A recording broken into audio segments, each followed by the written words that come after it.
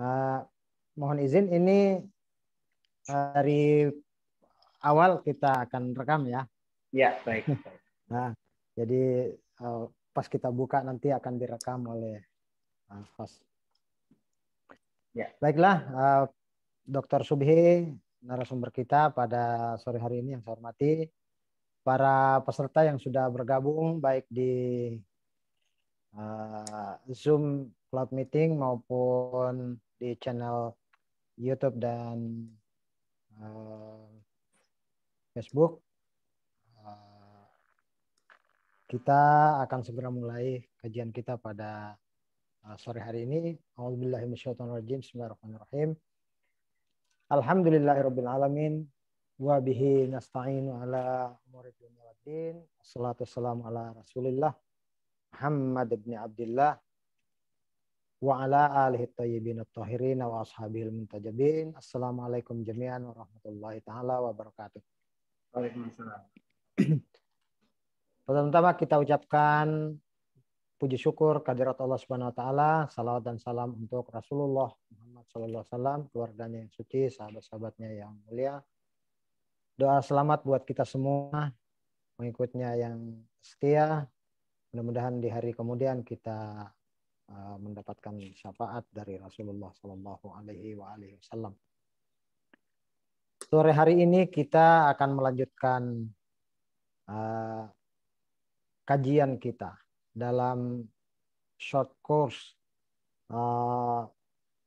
Anatomi Revolusi Islam Iran dalam rangka memperingati 42 tahun kemenangan Revolusi Islam Iran.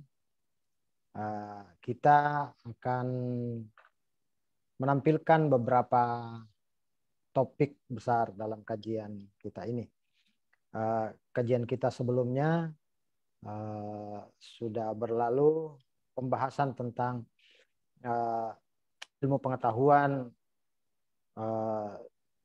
dan capaian sains di Iran selama kemenangan revolusi Islam yang dibahas oleh Dr. Hussein Irianto.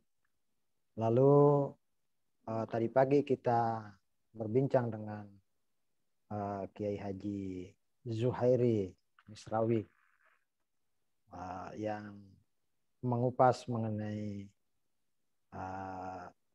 konstelasi politik yang terjadi di Timur Tengah dan berupaya untuk membaca Iran dalam konstelasi politik tersebut.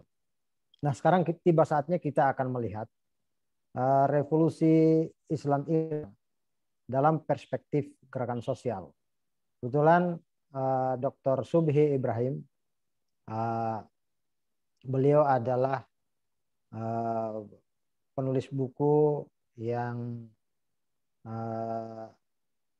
topiknya mengambil pemikiran dari salah seorang pelaku revolusi di Iran, yakni Dr. Ali Syariati, ketika menyusun tesis ya Pak Subhi. Ya, betul. Dan beliau menekuni kajian tersebut dalam beberapa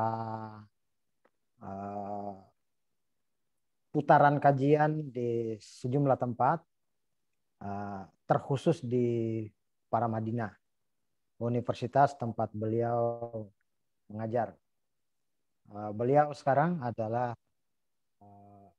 ketua program studi falsafah dan agama ya, Dr. Subhi ya. Ya. Baik, selama kurang lebih 40 atau 45 menit atau ya sekitar itu, Dr. Subhi kita berikan kesempatan untuk menjelaskan revolusi Islam Iran dalam perspektif gerakan sosial, atau tentu saja lebih luas lagi ilmu-ilmu sosial. Kira-kira 20 menit atau 1/4 jam setelah penjelasan Dr. Subhi, kita akan memberikan kesempatan kepada para peserta untuk bertanya atau kita akan melakukan tanya jawab dengan para peserta, Dr. Tubi. Begitu pengantar dari saya. Waktu dan tempat untuk Prof. Sufi sekarang. Silakan. Baik, terima kasih Ustaz Saifuddin. Bismillahirrahmanirrahim. Assalamualaikum warahmatullahi wabarakatuh. Alhamdulillahirabbil alamin wa bihi nasta'in ala umuri dunya waddin. Wassalatu wassalamu ala sayyidil mursalin sayyidina Muhammadin khatamin nabiyyin wa aidatil mursalin wa ala ahli baitihi at-thayyibin at-tahirin sahabil mayamin al-muntajabin ajmain. Yang pertama, saya berterima kasih pada ICC yang telah memberikan kesempatan bagi saya untuk sharing satu tema yang cukup menantang sekali, tema yang selalu aktual setiap tahun karena tema ini menjadi inspirasi ya bagi bukan hanya kaum muslim tapi juga bagi dunia, karena nanti kita lihat bahwa peristiwa revolusi Islam Iran merupakan peristiwa besar yang mengguncang dunia, yang meruntuhkan berbagai analisis sosial ya, yang memprediksi bahwa Iran itu akan dengan Reza Pahlavi itu akan bertahan lama, tapi ternyata ragam teori itu runtuh oleh satu peristiwa yang cukup mengguncang ini ya. Oleh karena itu selalu aktual, setiap tahun kita membicarakannya pun tidak bosan-bosan karena banyak sisi-sisi yang bisa kita ungkap dari peristiwa ini. Terima kasih untuk ICC.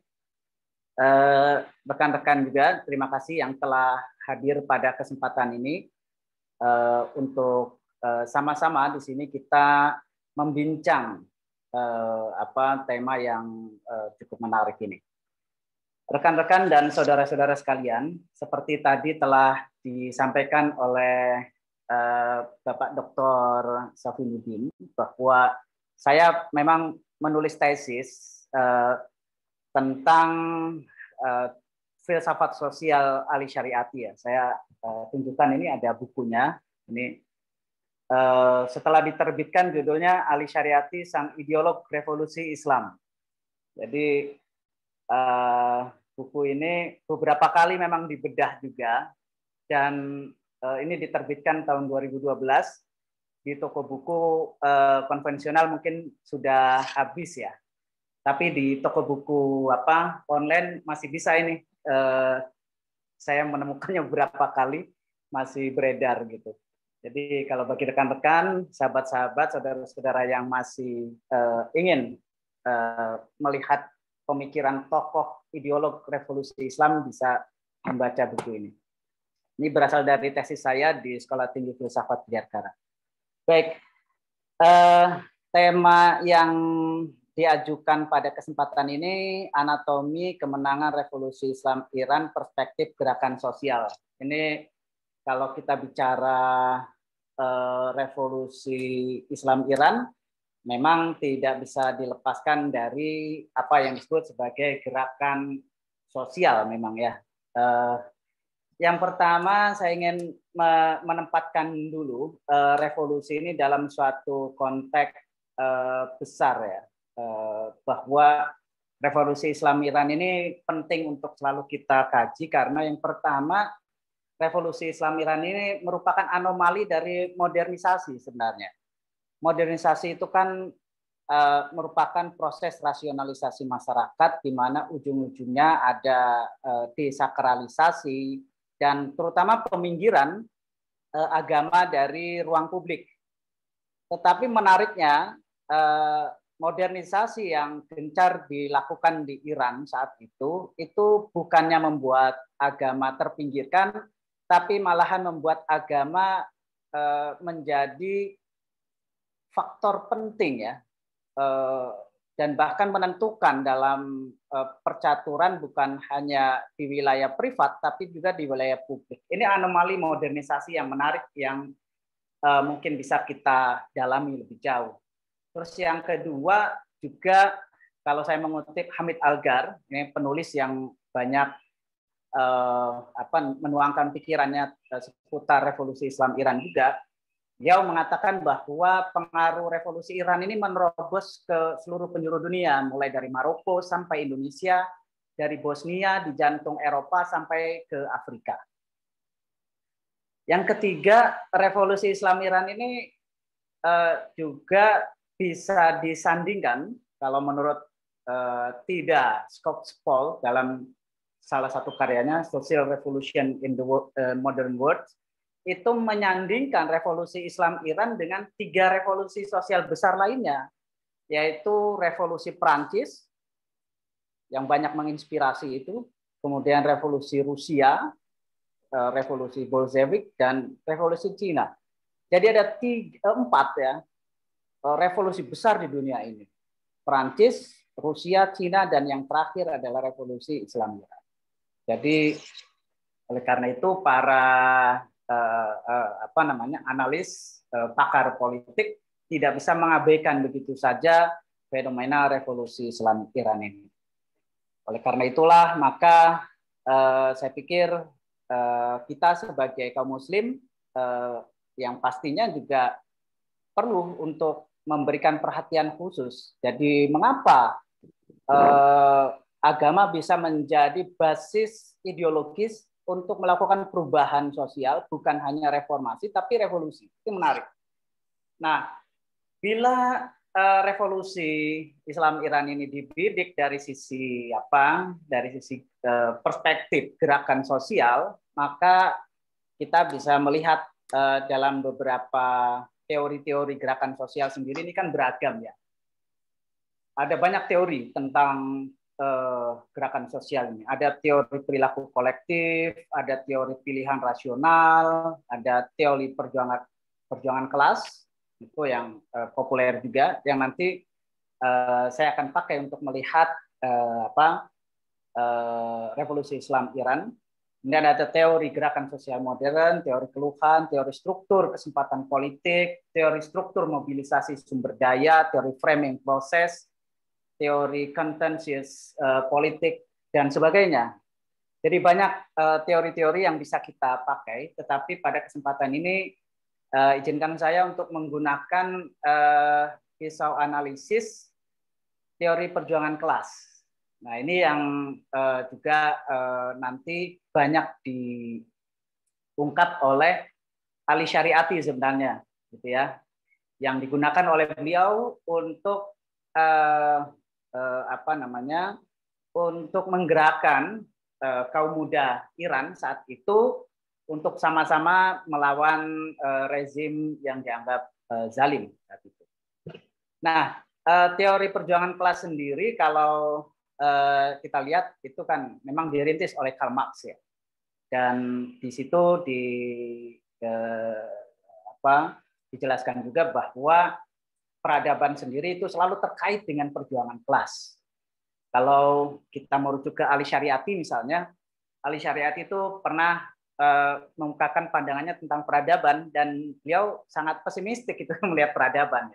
Menurut beliau peradaban itu adalah kutukan, kata Ali Syariati. Mengapa? Karena waktu itu beliau jalan-jalan di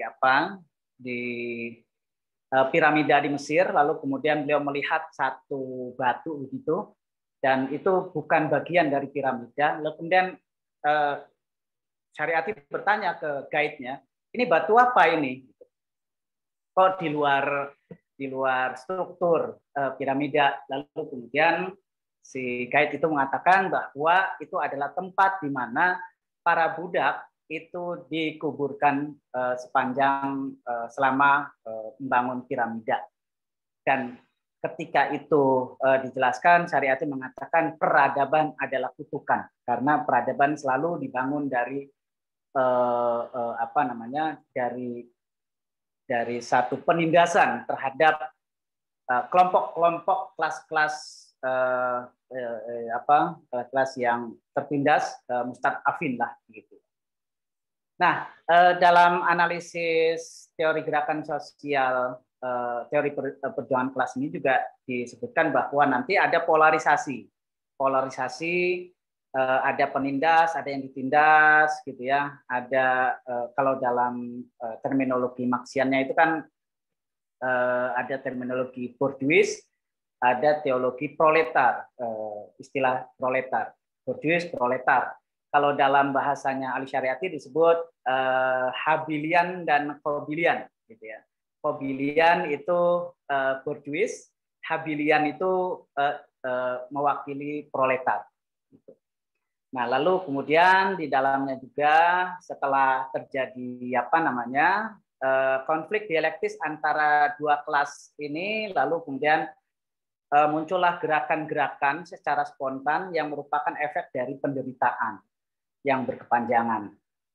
Lalu dari situlah kemudian kalau dalam perspektif Marxian itu terjadi revolusi sosial. Jadi kalau dalam konsep determinisme historisnya, yang pertama terjadi adalah konflik sosial, konflik kelas sosial, lalu kemudian itu menumbuhkan kesadaran revolusioner, gitu ya. Lalu kemudian terjadi revolusi. Nah, ini yang dipandang oleh para neo-Marxis sebagai utopia juga, gitu ya. Jadi Karl Marx membayangkan adanya determinisme atau takdir sejarah bahwa kaum yang tertindas ini secara otomatis akan melakukan revolusi. Tapi ini menurut para neo-Marxis itu tidak akan terjadi karena orang-orang yang tertindas itu adalah orang-orang kelas bawah yang tidak langsung kemudian diantara mereka menumbuhkan kesadaran akan pentingnya perubahan. Oleh karena itu orang seperti Gramsci itu menyebut bahwa harus ada seorang intelektual di situ, intelektual organik yang kalau dalam bahasanya Ali Syariati disebut sebagai Rauschan Fikr. Gitu. Jadi harus ada orang yang menyadarkan adanya ketertindasan itu. Lalu baru kemudian ada revolusi sosial. Lalu itu bentukan alur dari teori perjuangan kelas yang nanti kita akan gunakan untuk menganalisis revolusi Islam Iran. Baik, rekan-rekan, sahabat-sahabat, saudara-saudara sekalian, kita mulai dari poin yang pertama, yaitu adanya konflik sosial, ya, konflik kelas sosial. Kita ketahui ya bahwa dalam proses perjalanan pra-revolusi Islam Iran bulan Februari 1979 itu ada rentetan panjang ke belakang yang itu memang menjadi prasyarat bagi munculnya suatu ledakan, ya, ledakan perubahan besar. Yang perlu kita soroti adalah ketika Reza Pahlavi itu mengumumkan dirinya sebagai Syahinsah atau raja di raja, lalu kemudian juga yang merupakan bagian dari kultus kepemimpinan dalam monarki Iran saat itu, yang juga ingin mencoba untuk menghubungkan kejayaan Iran klasik dengan Iran modern gitu. Tahun 63 Shah Iran itu menginisiasi revolusi putih namanya. Nah, revolusi putih ini isinya itu adalah reformasi dalam bidang pertanahan, ya, reformasi lahan. Kemudian juga di situ ada konsep yang coba untuk dimodernisasi, yaitu partisipasi wanita, perempuan dalam pembangunan, peningkatan ekonomi dan pembangunan yang didorong secara masif, gitu. Dan memang revolusi putih ini seperti kalau di Indonesia mungkin sejarah Indonesia kita mengenal politik etis Belanda gitu ya. Nah, itu akan melahirkan kelompok-kelompok intelijensia, kelompok melek cendekiawan, kaum terpelajar baru. Dan ini yang nanti akan menjadi motor dari gerakan perubahan besar di Iran saat itu. Dan perangkat yang digunakan oleh Iran ketika itu adalah militer, birokrasi, dan patronase pengadilan. Jadi revolusi putih itu dikawal secara ketat, dan bahkan Shah Iran itu membuat satu unit tertentu yang itu digunakan untuk merepresi masyarakat yang disebut Safak gitu ya, jadi semacam intel gitu ya. Bahkan dicatat bahwa setiap 450 orang terdapat satu agen Safak gitu, untuk mengawal reformasi putih itu. Nah, pada awalnya itu cukup menarik karena mendorong modernisasi, tapi kemudian ada peristiwa yang ekonomi yang cukup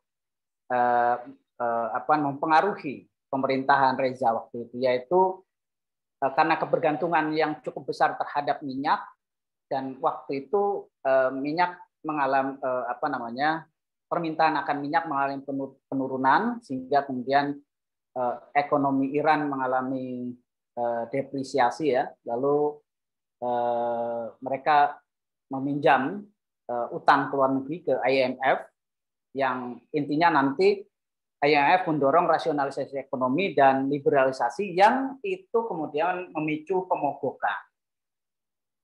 Nah,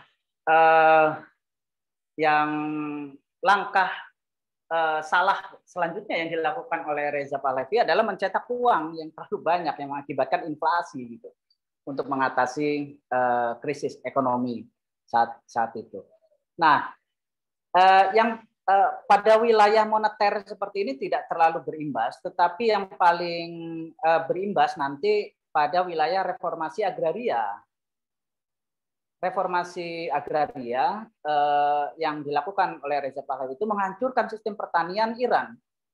Pengolahan tanah yang tadinya itu digarap secara komunal kemudian ditransformasi ke individu atau swasta, diberikan hak itu pada swasta, dan bahkan hak kepemilikan tanah itu dibuat bebas sedemikian rupa, meskipun orang itu tidak tinggal di suatu wilayah, tetapi dia bisa memiliki tanah. Gitu. Dan itu sebenarnya mengganggu sistem pertanian tradisional, yang akibatnya adalah para petani itu kehilangan pekerjaannya. Gitu. Terjadilah kemudian urbanisasi besar-besaran ke kota. Nah, ini kekecewaan para petani inilah yang kemudian pindah hijrah ke kota, dan itu mereka menjadi bazar petani, menjadi pedagang, yang kemudian ini menjadi kelompok massa yang menjadi motor dari revolusi Islam Iran. Nah, jadi ada yang yang dirugikan sangat besar, yang terzalimi dalam sistem ekonomi yang diusung oleh Reza Pahlavi saat itu. Lalu itu yang pertama dari sisi ekonomi. Kemudian juga situasi itu diperparah dengan kebijakan-kebijakan dalam bidang agama. Misalnya ayah dari Reza Pahlavi sendiri itu pernah melarang jilbab. Lalu juga pernah ibu dari Reza Pahlavi itu kan melepas jilbab, gitu ya. Dan kemudian diprotes oleh santri di Qum tahun 1928. Lalu kemudian si santri itu dipukuli gitu oleh aparat, gitu ya. Oleh oleh rezim. Dan kehidupan Reza Pahlavi yang glamor juga sering diprotes oleh para mula, dan isu-isu tersebut pada awalnya isu agama tidak muncul ya, sampai kemudian Imam Khomeini itu secara terbuka melakukan protes. terhadap kebijakan yang terkait dengan pandangan-pandangan keagamaan seperti tadi itu liberalisasi peran perempuan di ruang publik. Dan itu kemudian seperti kita tahu itu mengakibatkan penangkapan dan pengasingan dari Imam Khomeini. Selanjutnya dari sisi politik juga Reza Pahlavi itu melakukan pemberlakuan sistem partai tunggal itu tahun 75 dengan menjadikan satu partai Ras Takhis gitu ya. Partai Kebangkitan, dan kemudian partai ini digunakan untuk menyerang beberapa doktrin Islam. Oleh karena itulah kemudian secara politis Reza Pahlavi karena mengalami perlawanan karena kebijakan ekonomi, politik dan agama itu, maka kemudian Shafak melakukan pengetatan, mengawasi dan melakukan represi ya.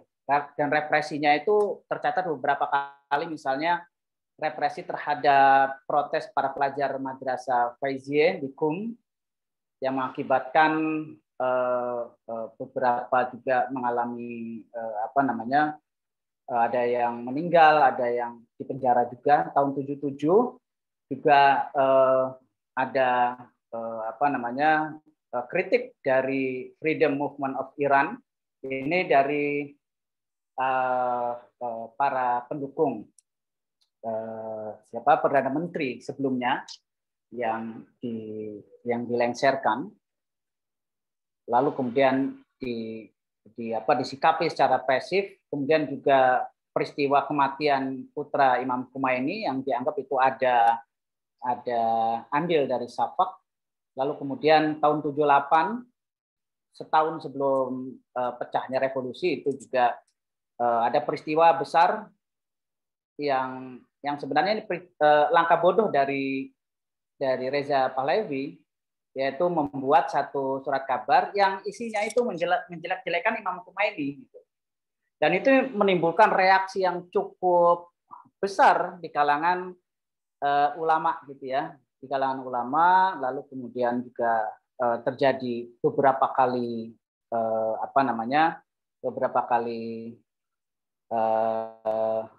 protes, demonstrasi, dan bahkan kemudian pada tanggal 8 September 78 itu diberlakukan darurat militer. Ada pelarangan berkumpul, lalu kemudian pemerintahan lokal diambil alih oleh militer, lalu kemudian terjadi bentrok di situ, yang kemudian kita kenal sebagai Jumat Hitam itu, yang korbannya cukup banyak juga. Dan karena sudah mulai terjepit oleh gerakan-gerakan massa, maka Reza Pahlavi melakukan konsesi politik dengan melakukan legalisasi partai politik. Jadi ada beberapa partai politik dilegalisasi, diberikan ruang kembali, kemudian membebaskan tahanan politik, menutup klub malam juga, gitu ya. Tapi ini ternyata ditangkap oleh para aktivis itu sebagai, wah ini mulai lemah nih Reza Pahlavi. Pada akhirnya tanggal 10 Muharram, tepatnya 2 Desember 1978, itu terjadi kesepakatan antara wakil dari Imam Khomeini dengan militer, dan kesepakatan itu militer tidak boleh menggunakan kekuatannya, hanya menempatkan pasukannya saja dalam mengawal aksi jutaan warga. Dan Reza Pahlavi semakin terdesak, lalu kemudian menunjuk pemimpin oposisi Shapur Bakhtiar untuk menjadi Perdana Menteri, tapi ini dianggap sebagai sesuatu yang telat ya, yang kemudian pada akhirnya 16 Januari 79 Reza Pahlavi meninggalkan Iran. Nah ini gambaran secara umum, deskripsi tentang narasi revolusi Islam Iran itu, bahwa kebijakan-kebijakan, langkah-langkah politik yang dilakukan oleh Reza Pahlavi itu memang menimbulkan polarisasi, menciptakan pertentangan kelas, terutama dari kelompok yang dirugikan. Ya, kelompok yang dirugikan jelas para petani dan bazar ya, para pedagang itu yang kemudian menjadi aktor utama dari gerakan sosial yang memicu demonstrasi besar, kemudian pecah menjadi revolusi yang menggulingkan pemerintahan Reza Pahlavi. Tetapi lagi-lagi kita lihat bahwa dalam perjalanan revolusi tersebut ada kelompok yang berpengaruh ya, seperti kalau kita mengingat analisis perjuangan kelas tadi, bahwa dari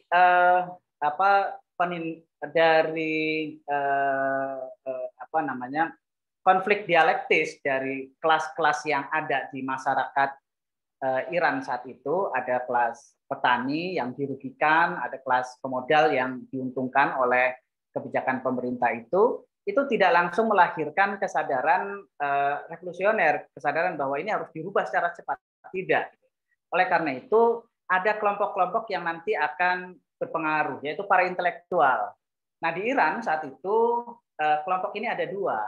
Jadi kelompok intelektual ini, intelektual sekuler dan intelektual keagamaan.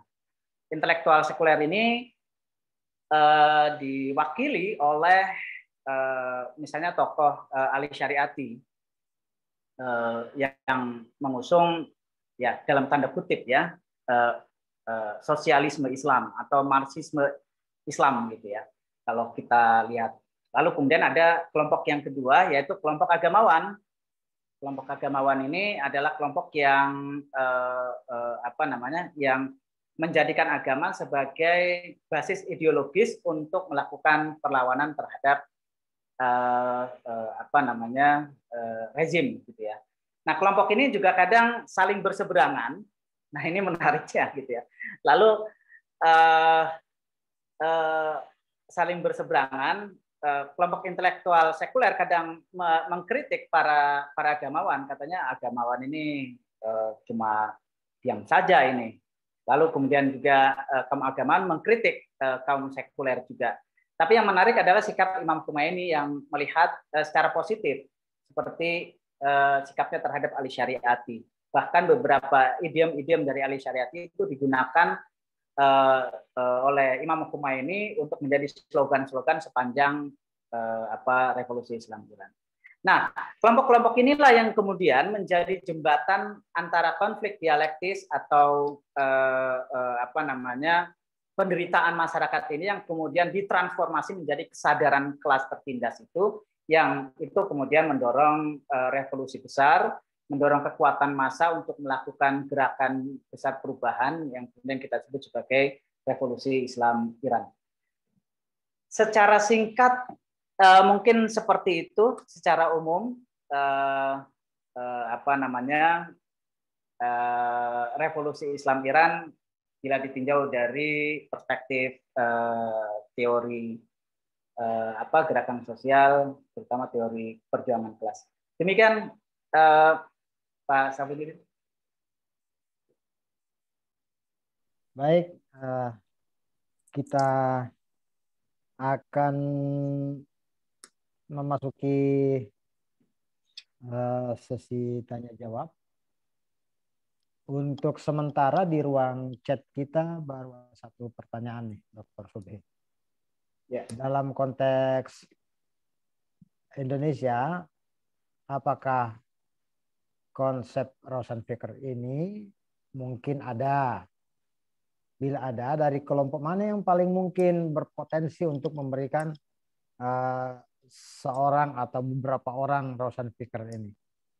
Silakan, ya. Dr. Subhi. Baik, ini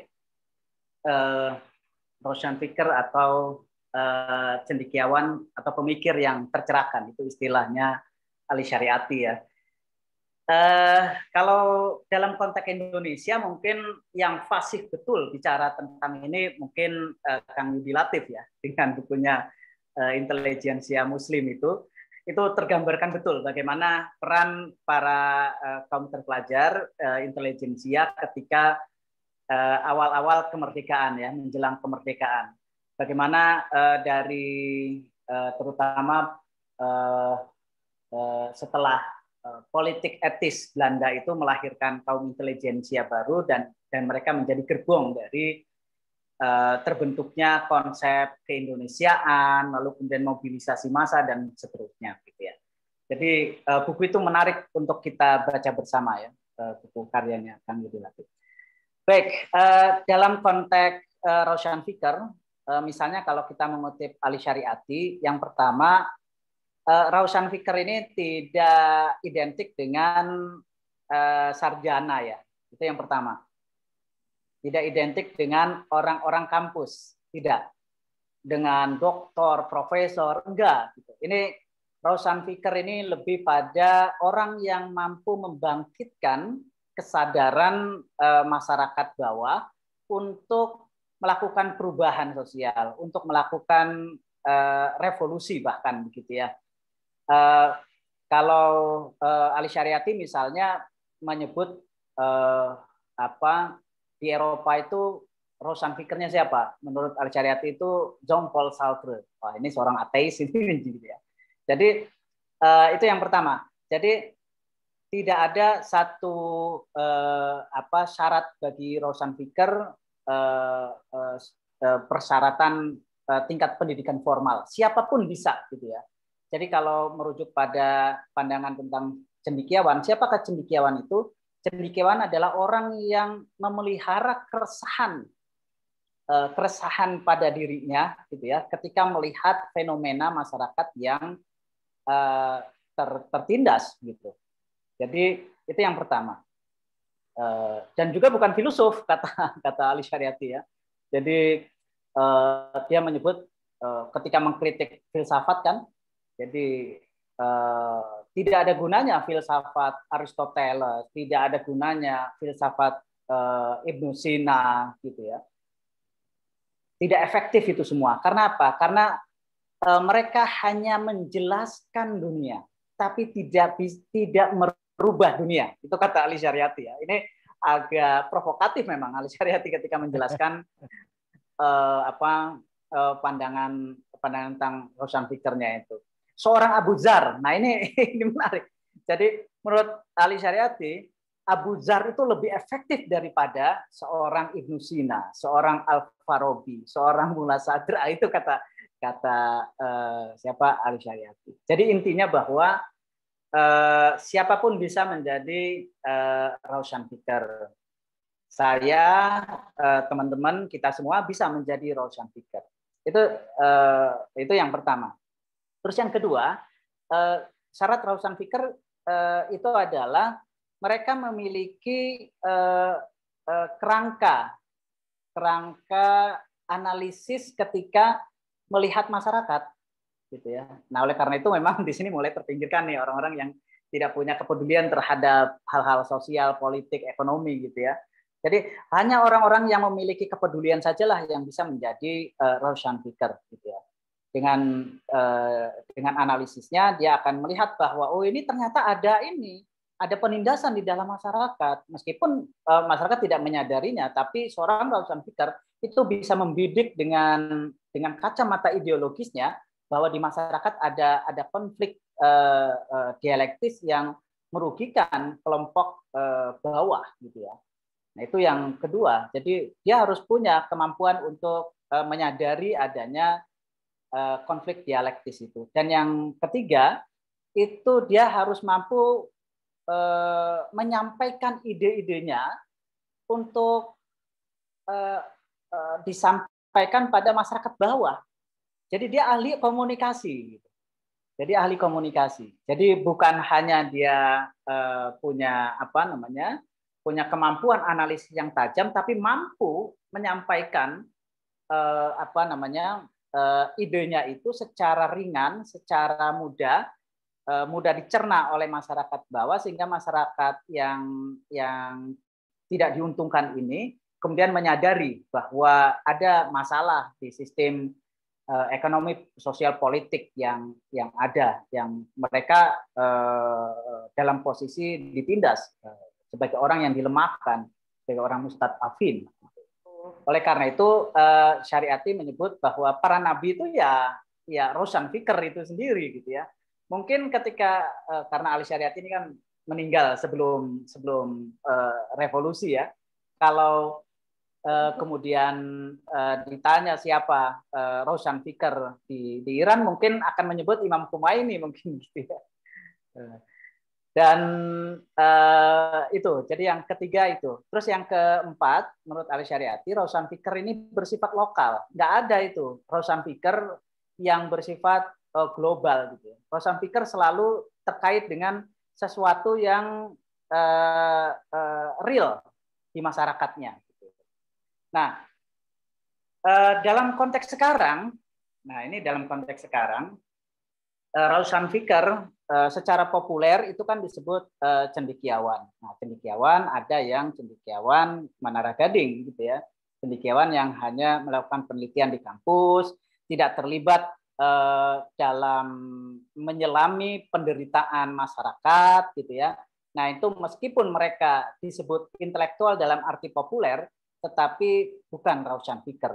Roshan Fikr adalah mereka yang terlibat seperti halnya para nabi yang terlibat langsung untuk membebaskan masyarakat dari penindasan, yang membebaskan masyarakat mustad'afin dari pelemahan sistem, gitu ya. Nah itu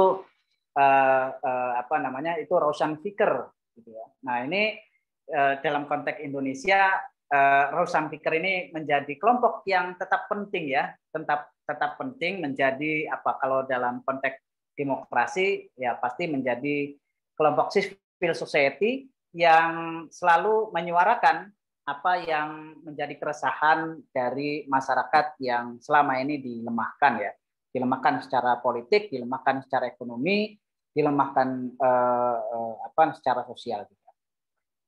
Mungkin itu ya, dan kelompok ini harus tetap ada di dalam masyarakat sebagai penyeimbang ya, penyeimbang bagi suatu sistem agar sistem itu tetap sehat. Sistem politik apapun kalau tidak ada penyeimbang seperti itu, maka biasanya akan terjadi pembusukan dan itu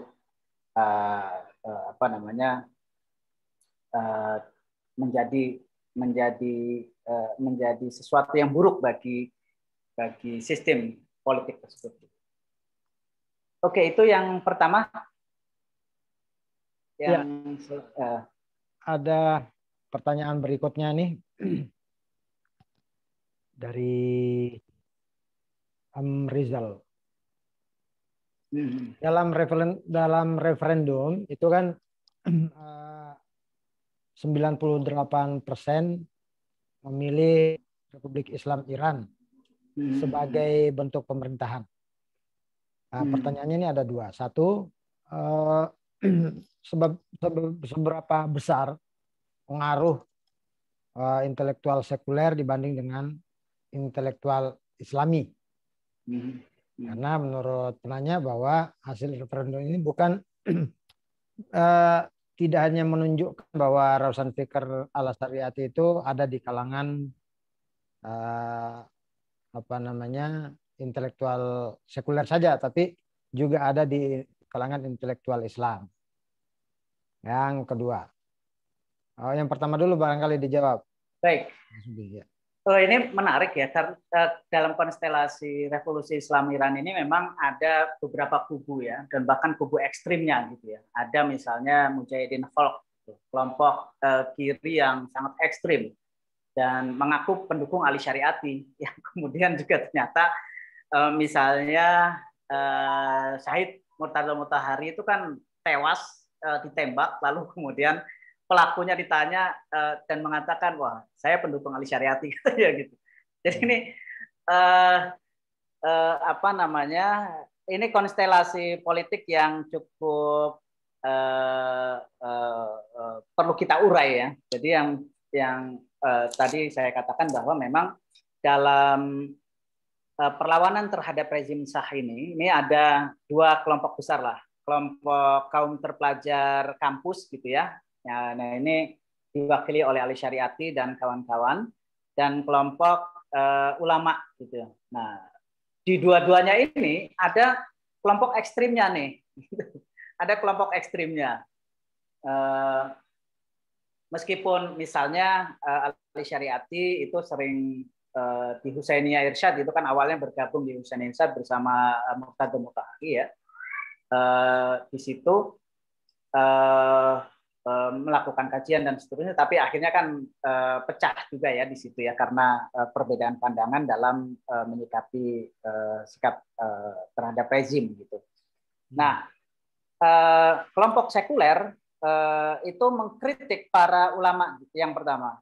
Ini kan kelompok Marxis ya. Dari Marxis jelas bahwa agama ini ya sebenarnya candu masyarakat dan mereka menyerang kaum intelektual, misalnya kritiknya terhadap doktrin intizar ya, tentang menunggu Imam Mahdi gitu ya. Jadi menunggu Imam Mahdi itu menurut kaum sekuler itu cukup cukup kontraproduktif terhadap perlawanan terhadap Reza Shah. Karena apa? Karena ya sudahlah, nggak usah melawan Reza Shah gitu kan. Jadi sebagian kelompok ulama ada yang berpandangan seperti itu juga, bahwa nggak usahlah kita rubah-rubah karena nanti yang akan mengubah itu Imam Mahdi gitu. Jadi menunggu saja gitu ya. Nah, ini yang diserang oleh kaum sekuler. Nah, kelompok ini juga kelompok agamawan, ulama ini juga para mula juga menyerang kelompok sekuler juga gitu ya. Karena apa? Karena loh ini Marxis ini anti Tuhan ini gitu kan.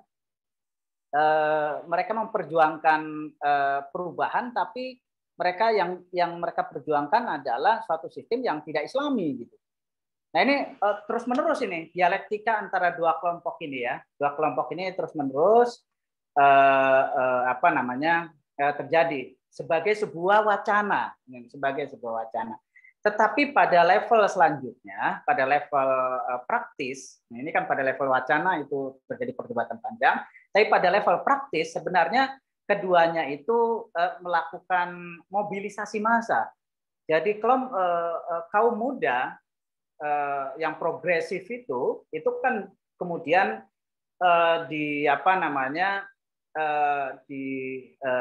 dimobilisasi oleh kelompok kiri yang sekuler ini. Sedangkan kelompok kelompok yang tidak suka terhadap Reza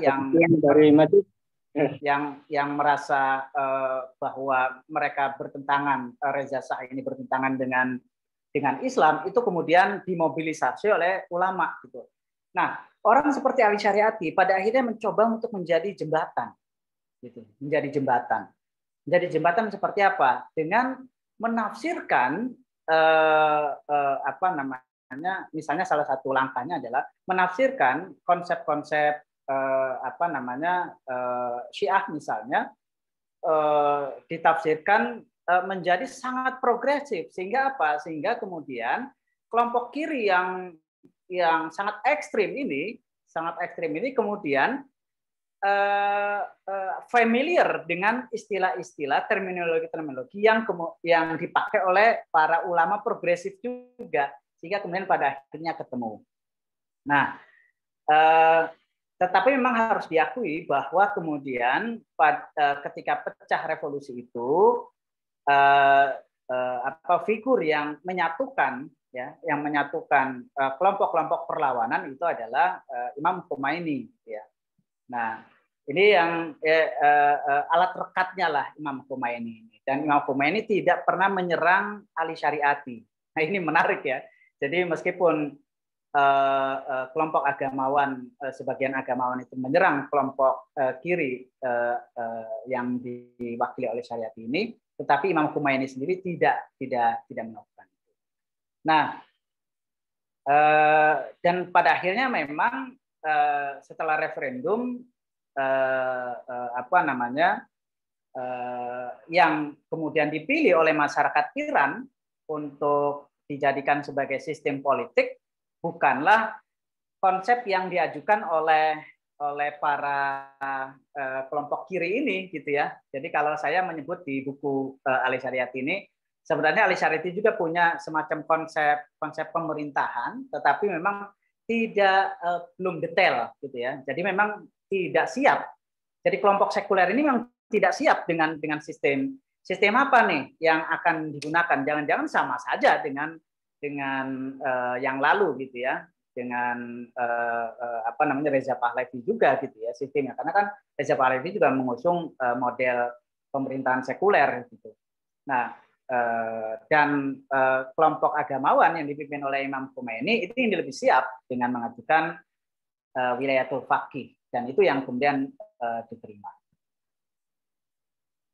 Lalu yang kedua, bagaimana respon kalangan intelektual sekuler setelah bentuk pemerintahan terpilih melalui referendum. Nah ini saya pernah baca satu teks ya, wawancara apa namanya, wawancara satu surat kabar dengan istri Ali Syariati, karena seperti kita ketahui Ali Syariati meninggal sebelum Revolusi Islam kan, tahun 77 kan meninggalnya. Nah, bagaimana jawaban dari istri siapa namanya Ali Syariati ketika melihat apa namanya berjalannya pemerintahan Islam Iran saat itu. Lalu secara tidak tahu bercanda atau serius ya, dia mengatakan mungkin Ali Syariati kalau dalam kondisi sekarang juga akan tetap kritis dan mungkin juga di penjara juga. Jadi lagi-lagi ya, ini ada kelompok yang memang tidak puas gitu ya dengan apa namanya, dengan referendum, dengan apa namanya, diputuskannya sistem pemerintahan Islam Iran dengan konsep wilayatul faqih itu, sehingga kemudian di awal-awal pemerintahan Iran ini juga terjadi beberapa peristiwa berdarah kan, seperti pembunuhan Syahid Murtadha Mutahari juga di awal-awal gitu kan, dari kelompok-kelompok Marxis ekstrim itu. Dan tapi saya nggak tahu ya dalam konteks sekarang, saya tidak punya analisis lebih jauh pasca revolusi ya tentang ini, tapi bahwa terjadi gejolak di awal dari kelompok-kelompok yang tidak puas dengan sistem memang ada. Lalu apa lagi?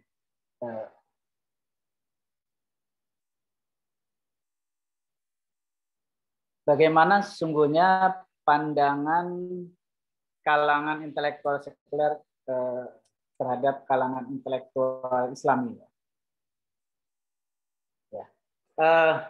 Ya, tadi mungkin sudah saya singgung juga ya tadi bahwa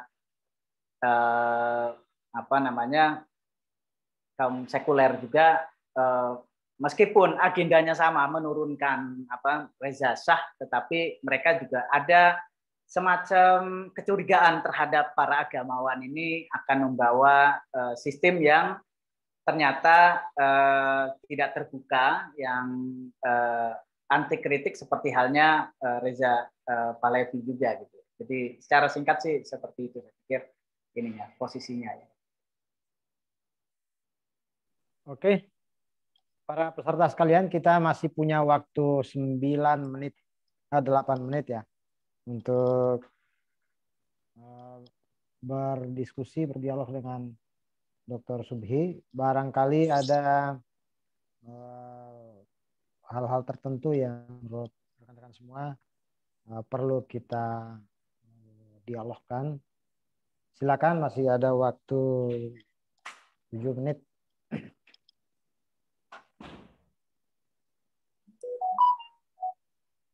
Oh ya, itu ada satu hal lagi nih, Pak Safidudin. Jadi teori peristiwa revolusi Islam Iran ini juga bahkan menjadi falsifikasi terhadap pandangan Marxis sendiri ya, gitu ya. Meskipun kita melihat dari sisi teori apa namanya, Marxian tadi, teori perjuangan kelas, tetapi sebenarnya peristiwa revolusi Islam Iran sendiri menjadi falsifikasi dari pandangan Marxisme. Pandangan tentang apa? Pandangan tentang agama. Agama itu kan dalam Marxisme dipandang sebagai ya candu masyarakat, gitu kan.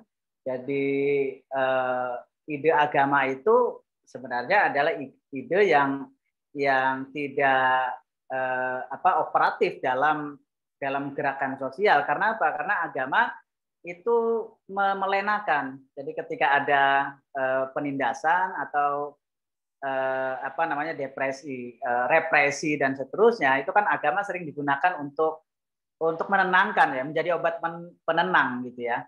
Jadi oleh karena itu kan selalu agama diserang oleh para Marxis. Tetapi persis kemudian dalam peristiwa revolusi Islam Iran ini menjadi falsifikasi empiris terhadap fakta itu, bahwa ternyata agama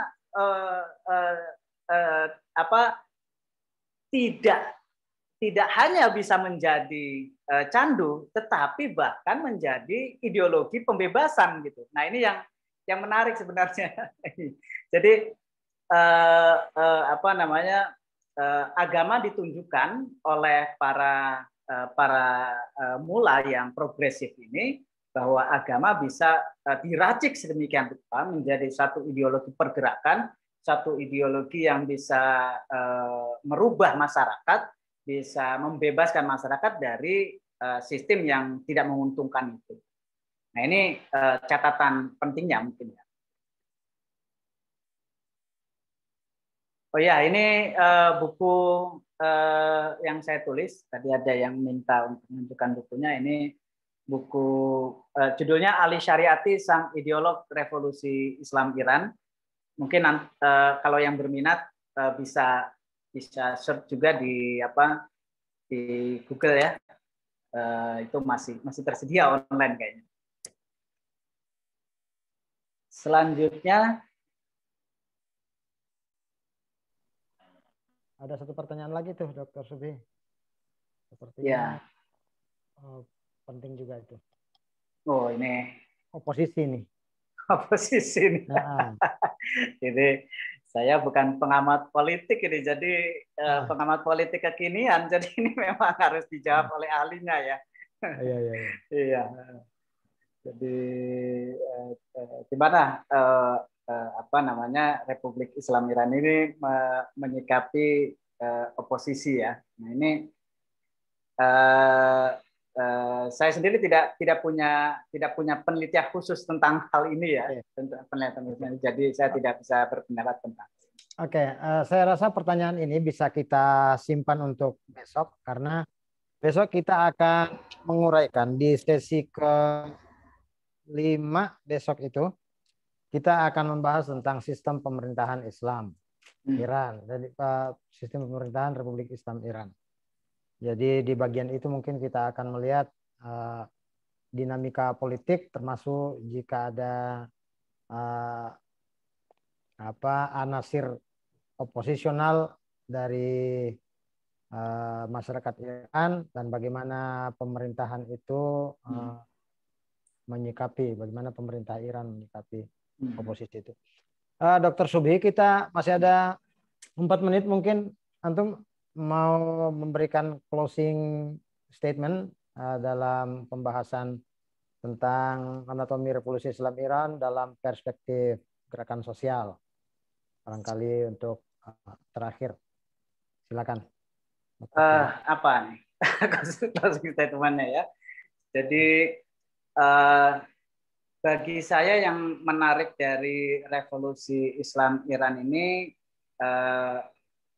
bahwa suatu gerakan sosial itu bisa berhasil bila yang pertama ada massa, ada kelompok massa begitu ya, yang bisa jadi rasional, bisa jadi tidak rasional. Itu kalau dalam konsep gerakan sosial kan seperti itu.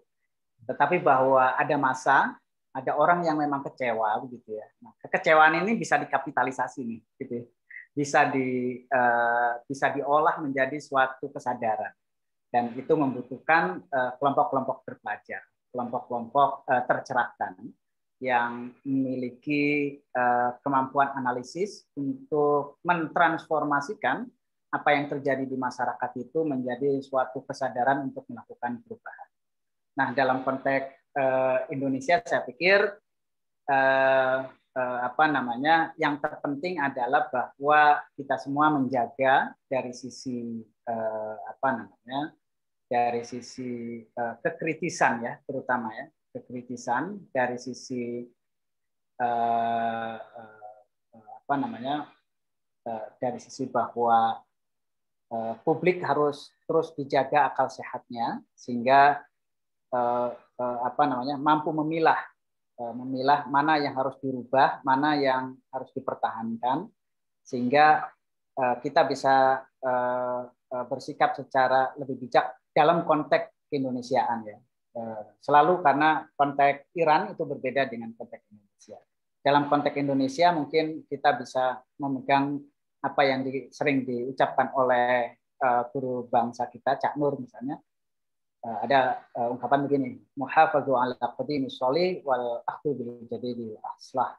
Jadi memelihara yang baik yang sudah ada, lalu kemudian apa namanya, mengambil sesuatu yang lebih baik dari masa apa yang terbaru. Jadi itu. Jadi sikap kita dalam konteks apa namanya, kajian ini adalah bahwa perubahan sosial harus terus-menerus dilakukan, kelompok-kelompok kritis harus terus hidup, gitu ya, agar menjadi penjaga ruang publik, agar lebih sehat, agar lebih mampu memelihara akal sehat kita semua masyarakat, dan pada akhirnya kita semua perlu untuk bersikap apa namanya, bersikap menjadi masyarakat Indonesia yang memiliki apa semacam apa ya, semacam kekuatan moral untuk menjaga bangsa ini menjadi lebih baik ke depan. Mungkin itu ya. Oke. Terima kasih banyak Dr. Muhammad Subhi Ibrahim, pengajar di Universitas Paramadina Jakarta, sudah membersamai kita dalam topik anatomi revolusi Islam Iran dalam perspektif gerakan sosial. Atas nama penyelenggara dan seluruh peserta, kami ucapkan terima kasih atas paparan yang disampaikan oleh Dr. M. Subhi Ibrahim. Kita mohon kepada beliau pada waktu-waktu yang akan datang, kita juga bisa bertemu dengan beliau dalam topik yang lain. Terima kasih sekali lagi, Dr. Subhi. Terima kasih buat para peserta semua yang sudah sabar mengikuti kegiatan ini. Mungkin ada foto session. Teman-teman boleh menyalakan, mengaktifkan videonya. Kita mengambil gambar sejenak di tempat ini.